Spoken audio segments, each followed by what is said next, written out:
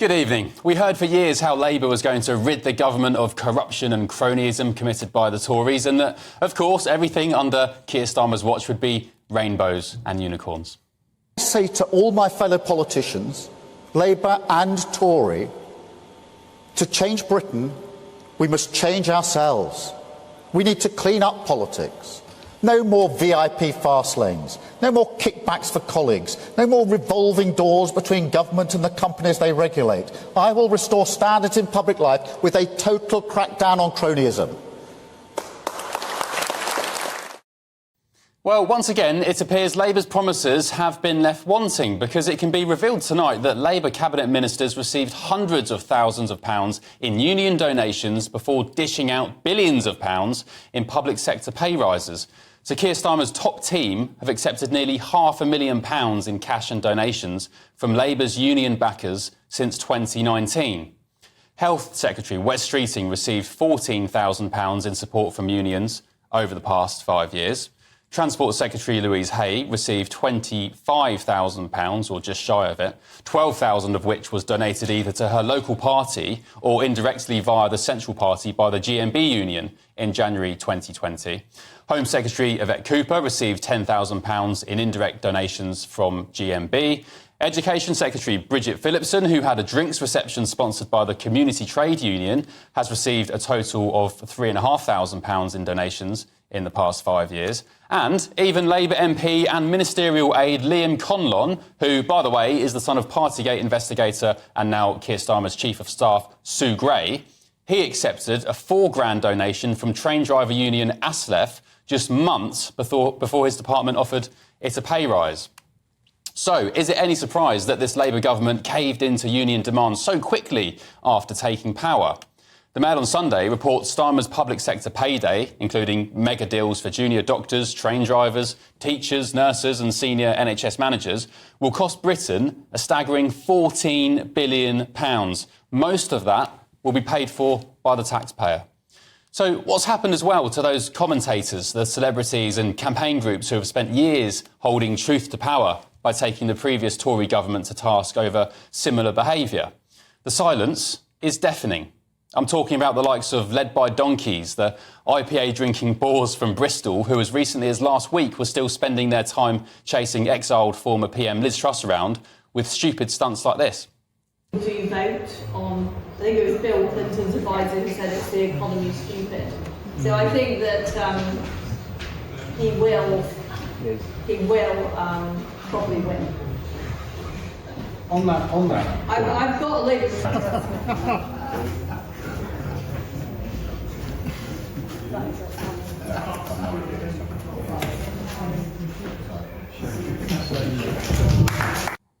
So are you really holding truth to power, or maybe are you just a bunch of hypocrites?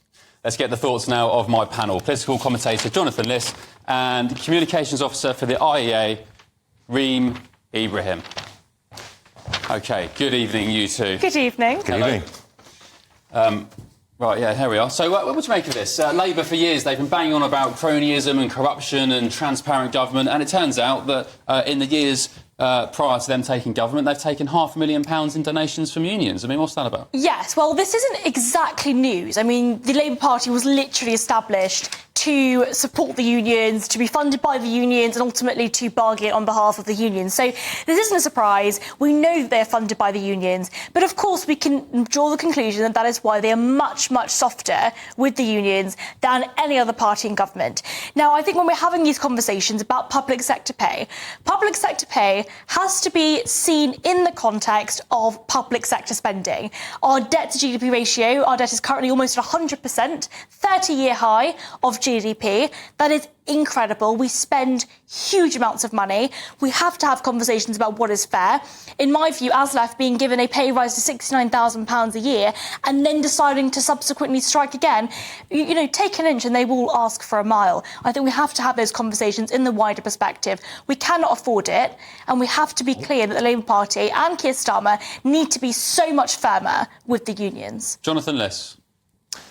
Well, I think that, look, as Reem points out, the Labour Party exists to serve working people. The unions are completely interwoven with the Labour Party and have been from the day Labour was born. So it's not a surprise that Labour takes money from the unions and that Labour MPs take personal donations from the unions as well. It's also, related to that, absolutely embedded in Labour ideology that working people should be paid fairly for the work they do.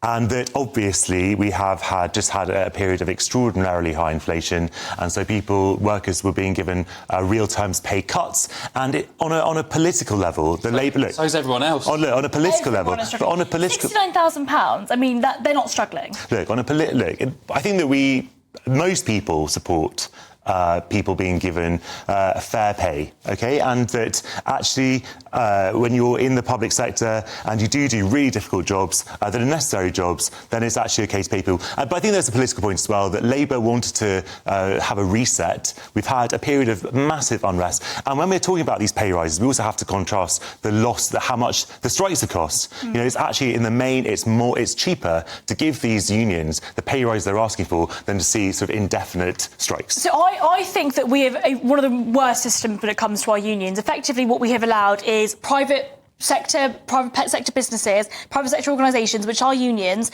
to negotiate with the government and effectively lobby them for special privileges. Exactly. So these far-left campaign groups, people like Carol Vorderman, led by donkeys, all the other... Led by donkeys, not far-left, they're centrists. No, they're not. They're centrists. Jonathan, you have to be joking. They don't attack Labour politicians. Labour hasn't been in power yet.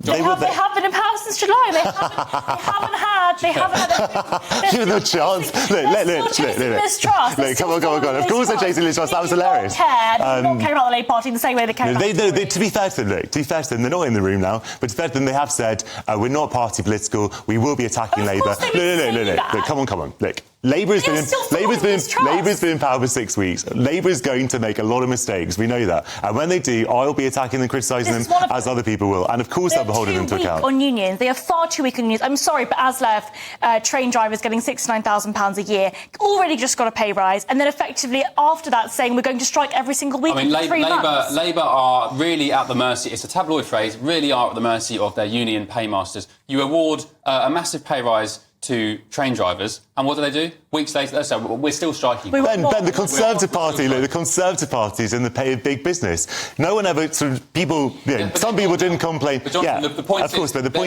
point is that parties have to raise money from different sources, and obviously the Conservatives traditionally got money from big business and sort of high net worth individual donors, and the Labour Party has a bit of that, but also from the unions. That's completely just pride and proper in the way our system works. I don't care where the money comes from. I just care what the policy looks like, and we know for a fact that the Labour Party is soft with unions because of where their money comes from, because of the funding. Now, regardless of what your perspective is on this, I actually think, and you're going to totally hate me for this, I actually think that employers and unions should be allowed to negotiate freely without the interference of government. The socialist utopia Sweden doesn't have a minimum wage law at all. They have no minimum wage laws. Unions and employers negotiate freely. I think if you don't turn up to work, the employer is well within their right to fire that person. I think you should be allowed to fire strikers if it comes to that, if it comes to this point. OK, I just want some transparency from these people online. You know who you are, your far-left agitators. You know, you make out you're holding, you're so virtuous, you're holding power to account and being noble and, making sure that the government's behaving itself. As soon as the Tories go, and you got your people in Labour, you just keep attacking the people who aren't relevant anymore. And taking all of our taxpayer money. We work hard. Everybody in this country works hard. And these people are effectively lobbying the government for special privileges and asking for more and more and more. We cannot afford it. We simply cannot afford it. Of course we can afford it. Our debt is almost 100% of GDP. It is absurd. We cannot afford it. You know perfectly well the governments have to make decisions about what the priorities are. I happen to think that it's a priority that working people are paid fairly. The government, has all kinds of absurd commitments about which people, I'm sure, watching this might disagree with, about sort of funding Trident, for example. All governments have to make decisions, but at the same time, governments do have ways of raising revenue which ordinary households don't. And I'm sure Labour will do that as well. Indeed, governments can do whatever the hell they want. They can go and rob pensioners. They can go and rob people who are willing to invest and take risks in assets. So just hike up. And they can invest in the economy. Yeah.